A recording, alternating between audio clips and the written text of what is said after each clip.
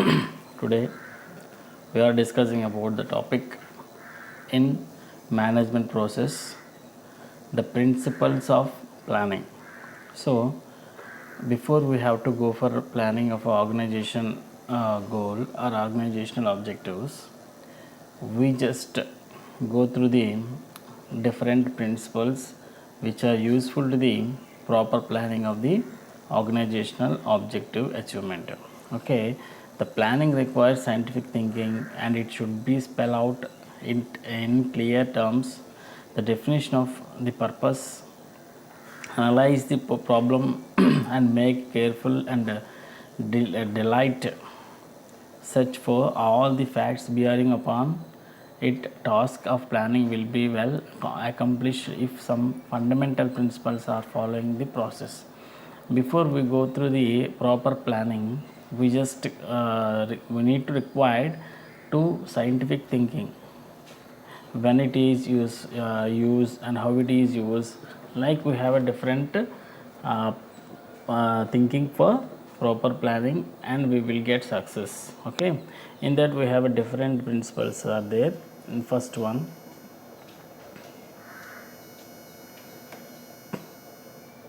principle of commitment. This means the certain resource must be committed, pledged for the purpose of planning. Planning is not an easy task, so necessary help is to be taken from experts. The enterprise must be ready to exhaust the available resource for achievement of the plan. So before we just think about in our mind, we are going for a proper planning. We required resources is committed, like human resources, and the people who has to do the work in the company, they must be committed towards the purpose of the planning. Once we have to go for once we have to made a plan, the people are not interested to implement it properly, it will be going to failure. So that before we have to go for a planning, we need to explain this is a plan we have to prepare, so everyone must be interact with this and then committed towards this planning. We will be get into process and we will get success in that planning process. Okay, so that is required. Commitment is very much required to achieve the organizational plan. Next, principle of limiting factors. A plan involves varied factor of different importance. This principle implies that more emphasis has to be put on that factor which is scarce of limited in supply of extremely costly. This will help to selecting the most favorable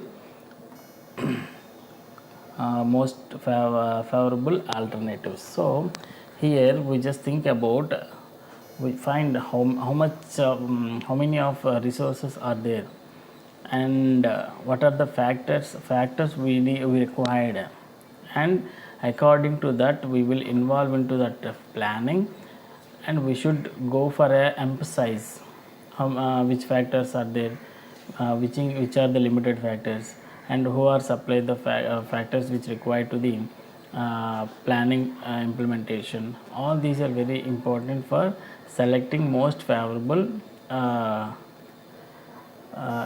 resources or alternative resources for the achieving the plan properly. Next, principle of reflective thinking. Planning, being an intellectual activity, is based on rational consideration. These involve reflective thinking, which signifies problem solving thoughts process, a process by which past experience or superimposed on the facts that present situation and possible future trends. Okay, here reflective thinking is concerned, the people who are observe the plan is going to prepared by the top management. According to their planning, the people who are involved into that, they have to reflect intellectual way, reflect their mind intellectual way to do the work perfectly. And also these involvement reflect thinking which signify problem solving. when we have to face any problem in the planning implementation, there the people are going to think in intellectual way and they can solve the problem to process it in future correspondence, and it all help to the achieving the organizational goal. Next, principle of flexibility.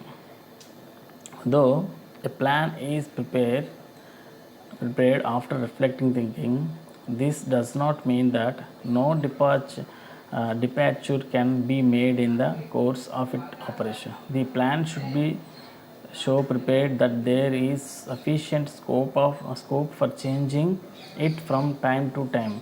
Changes must necessarily to affect it in the plan for thinking into account new developments that may take place in the course of operation of the planning. That means the flexibility of principle of flexibility is concerned. Whatever plan we have to prepare, that plan is going to must be in flexible way. When we have to change anything as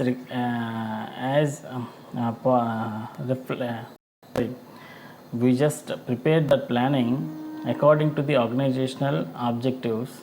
When we have to change any changes are there in the planning, we must required to change adequately to favor of the company. So that is called flexibility. Okay, next, principle of contribution to enterprise objectives. The major plan is prepared and it is supported by derivative plans, but all the plans must contribute in positive way towards the achievement of the enterprise objectives. Here, according to the principle of contribution to enterprise objective is concerned, preparation of the plan is very much support to the people or to the employees to contribute their self towards the achievement of the objectives. Whatever plan we have to prepare, that will support to the employees to do the work well, and they can implement that plan according to what the people are going to prepare. That contribution is going to depends on the preparation of the planning. So next, principle of efficiency. A plan should be made efficient to attain the objectives of the enterprise at the minimum cost and least effort. It must also achieve better result with the minimum of unexpected happenings. Therefore, it is to be seen that what is expected is likely to be achieved.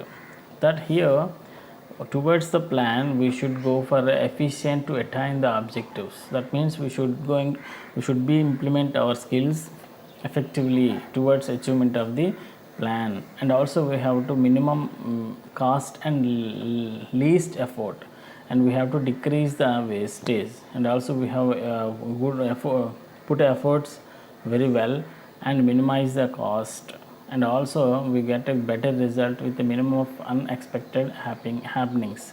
That means we do sometimes we don't expect something, but what we are not expect, that expectations we going to reach, okay, by the proper planning. Okay, next, principle of selection of alternatives.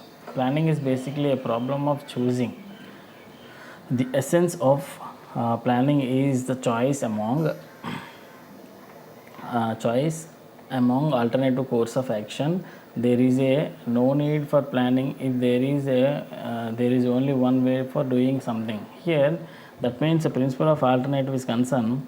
When we have to go prepare a plan, we should have a lot of alternatives to put into the action, but in that we should select which is the best alternative for success of the company, or which is the best alternative for achieving objective well.